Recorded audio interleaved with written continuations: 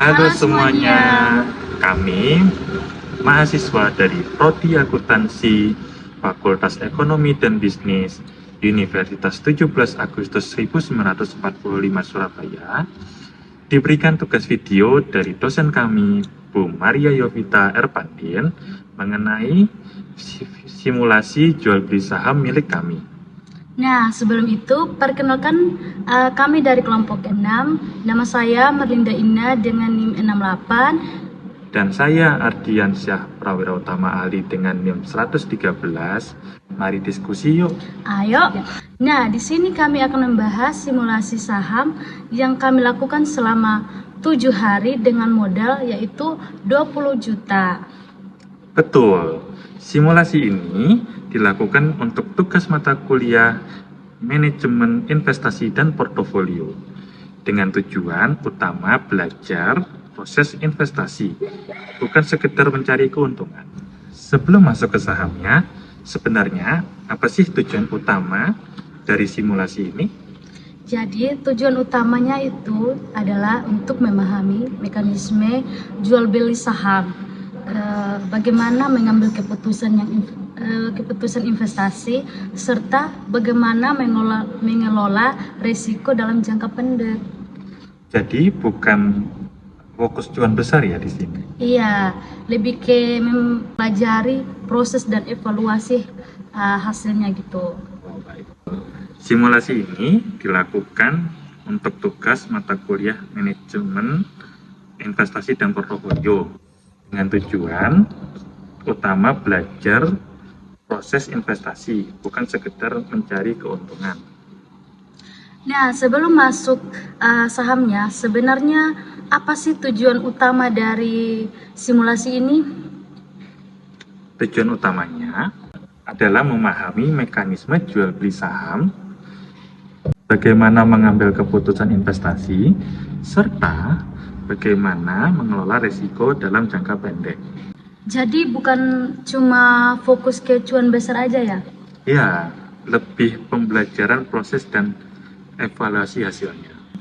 Nah, di sini kami akan membahas simulasi saham yang kami lakukan selama 7 hari dengan modal 20 juta. Jadi, pemilihan saham pertama kami itu kami memilih Mekco.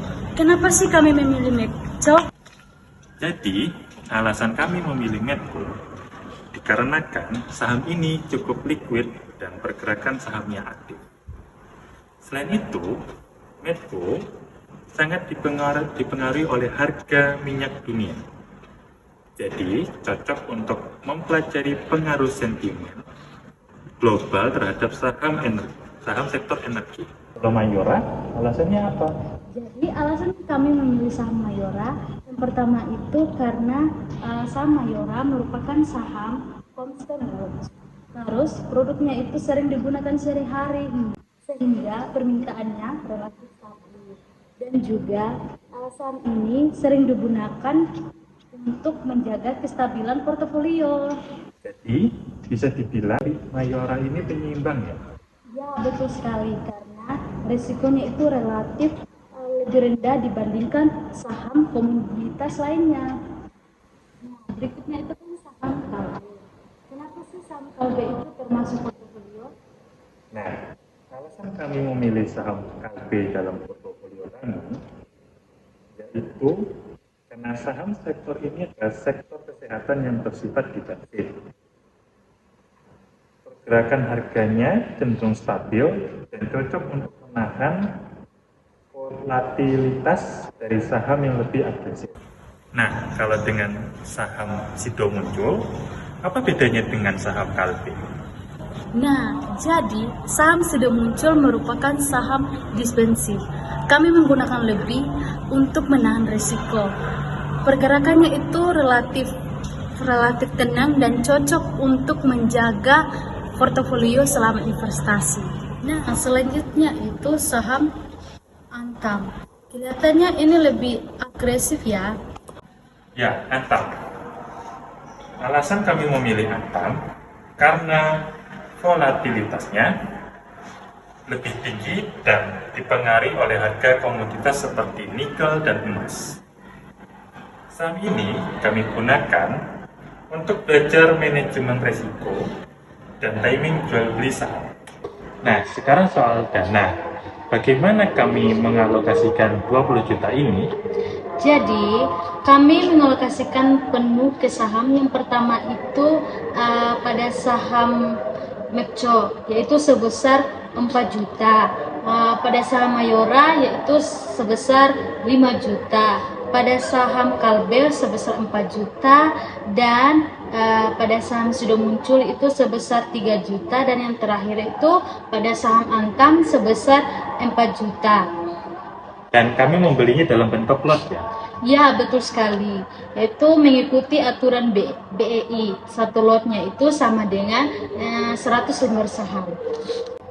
Nah, selama menahan 7 hari, bagaimana sih hasil akhirnya? Baik, dari saham yang kami beli semuanya, kami yang mengalami kerugian kecil itu merupakan saham Medco dan saham Kalbe. Tetapi saham seperti Mayora, saham Sido muncul, dan saham Antam memberikan kami keuntungan. Terus bagaimana hasil akhirnya? Hasil akhirnya totalnya kami masih memperoleh keuntungan bersih sekitar Rp160.500. Jadi, pelajaran terpenting apa yang kita dapatkan? Jadi, pelajaran kita dapatkannya itu, kita mengetahui bahwa verifikasi itu penting dan juga keputusan yang kita ambil itu tidak boleh emosional, dan keuntungan kecil pun itu tetap sebagai proses pembelajaran. Jadi kita mengalami kerugian tidak masalah ya? Ya, betul sekali. Justru dari situ kita belajar proses manajemen risiko. Baik, jadi itu tadi penjelasan simulasi saham kami. Semoga video ini bisa memberikan gambaran nyata tentang proses bagaimana investasi saham. Sekian dari kami. Terima kasih. Terima kasih.